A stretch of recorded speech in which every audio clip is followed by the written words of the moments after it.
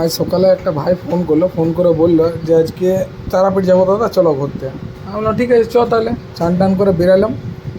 এই বিনয় পথে যেছি রাস্তায়, এই দেখো আমি সব মানে ভাইগুলো আছে, সব ভাইগুলো মিলে মস্তি করতে করতে যাচ্ছে গাড়িতে। এটা হলো মোহন, এটা একটা ভাই আছে পিছনে ডান্স করছে মামা, আর আমি এর গাড়ি চালাচ্ছি। ভালো করে ভিডিওটা হচ্ছে না, চালাচ্ছি। বলছি সিউড়ি রাস্তাটা ছেড়ে এই জাস্ট আটলা গ্রামটা ঢুকছি আমি। আটলা গ্রামের রাস্তাটা খুব মানে একা বেকা রাস্তা পুরো, আর পুরো সরু রাস্তা, দু সাইডে ঘরে ভর্তি। আজ তা অনেক ফাঁকা আছে, অন্যদিন তো এত ফাঁকাই থাকে না। দেখো এই রাস্তা, তার মধ্যে আবার বালি গিটি সানছে, এদের অবস্থা। আর এগুলো বলে সব বামা খেপার ঘর, কিন্তু আদৌ সত্যিকারে কোনটা যে বামা খেপার ঘর জানি না। এই গলির ভিতরে একটা আছে।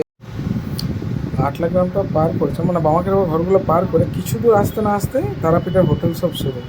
এই দেখো যে উঁচু উঁচু বাড়িগুলো, বিল্ডিংগুলো আছে, সব হোটেল। আজ প্রচুর ফাঁকা আছে, ওই জন্য রেটটা অনেক কম আছে।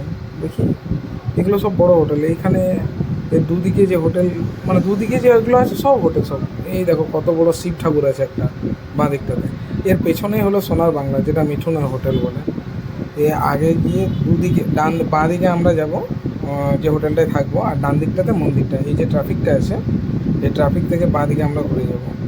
বাঁ দিকে ঘুরে কিছু দূর দূরেই হোটেলটা আছে আমাদের। আর এই যে ডান দিকে যে রাস্তাটা আছে, যেটা দেখাচ্ছি, এই যে রাস্তাটা, এটা সোজা মন্দির চলে যাচ্ছে। আর আমরা এই বাঁ দিকে ঘুরে যাব। বাঁ দিকে ঘুরে এটা সোজা রামপুরহাট বেরিয়ে যাচ্ছে।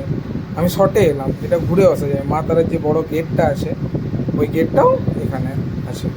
একটু আগে হোটেল।